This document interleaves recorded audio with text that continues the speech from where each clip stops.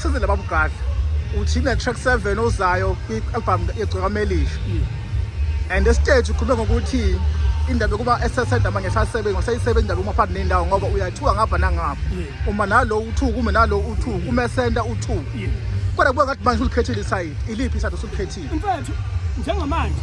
abaculi ababonakala bevela phambili kubonakala kuvela uKhuzani ufuka Mpungose kubonakala kuvela uMthandeni kuneyingoma mina ngayishaya ngayibhekisa kuKhuzani zimvuna zimgcoba ukuba inkosi yena kwaqala kuyena kodwa ke sanganginaki ngisho ukunaka okay uthe mase kubuza ukuthi kungani ungamnakanga uGadla ngalesikhathi ecula ngawe wathi wayengafuni izitha zakhe kube izitha zami alright uma sengivuna umfana kaManqele umfana kaManqele wakuthathela phezulu lokho mase kuthathela phezulu lokho sekuthiwa uGadla kaMesenta ngime kuyiphi kuyiphi isenta ngoba uma ngima esenta abalandeli baKhuzani bangithuka abalandeli bamthandeni bangithuka ku right ukuthi ngime ngakumthandeni ngithuka abalandeli bakaKhuzani finish kodwa ke lokho uyibekaphi ubudlelwano bakho noKhuzani mhlawumbe usabi nawo ukuthi ngase kwenzeka umunye umcimbi